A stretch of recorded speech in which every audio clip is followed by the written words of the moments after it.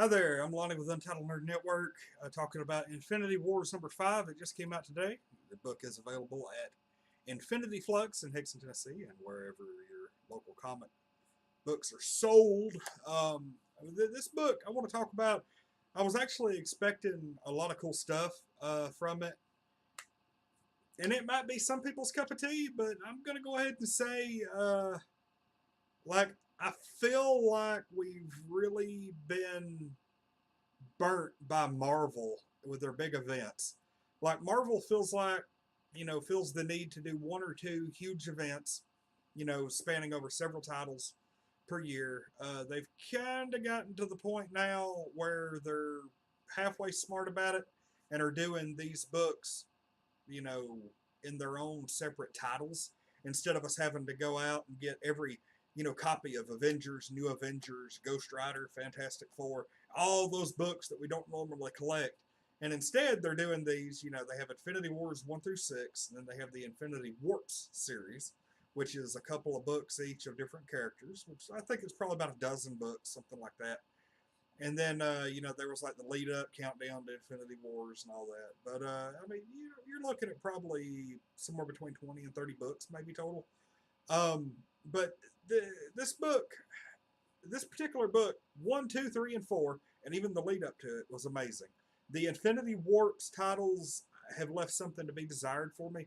Like they've mostly been hovering in like the 4 to 6 out of 10 range, with the exception of, I believe it was like Sorcerer or Soldier Supreme was really good. It was like the mashup of Captain America and Doctor Strange.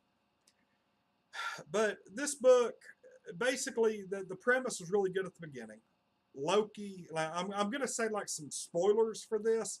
I'm not going to tell how the book ends, but I am going to kind of give some major plot points away. Um, Loki gathers up a team of people, as you can see on the front there, like Kang, Miss Marvel, Hulk, Ant Man, and Emma Frost.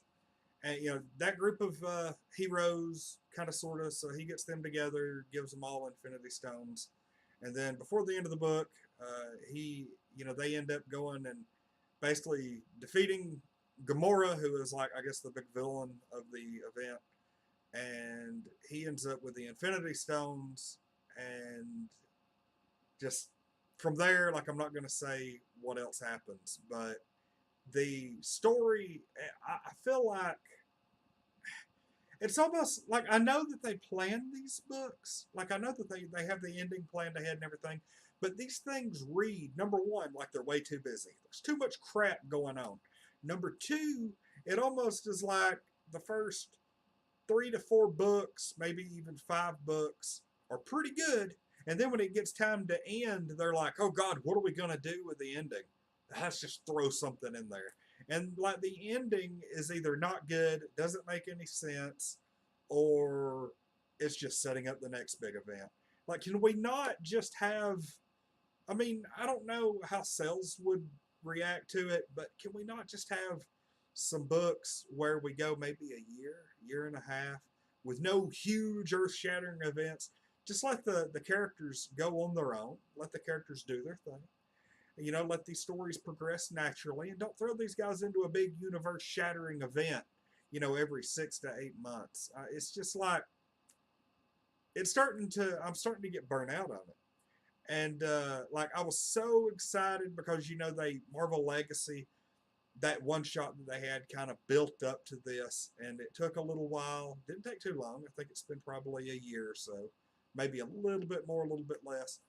But yeah, it's like we get to the end of this, and it's like, the build up was great, and then the execution just kind of flopped. I think they've put way too many books out, and I'm really gonna be iffy from now on about getting these books. Like, aside from the Terrigen Mist thing, Infinity way back when, 3 or 4 years ago, that was like a big thing. And aside from the Terrigen Mist being unleashed, I didn't care much for that story overall.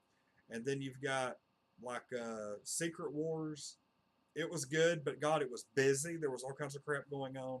Anybody remember Axis? I mean, it's just a lot of different things happening. Like the Ultimate books when Galactus came. I think it was called Cataclysm, the Hunger, those things.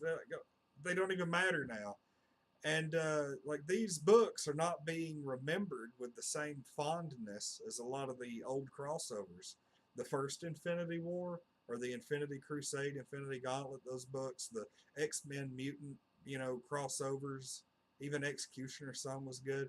The current books right now, this book in particular, this book, the art was good, the story was okay.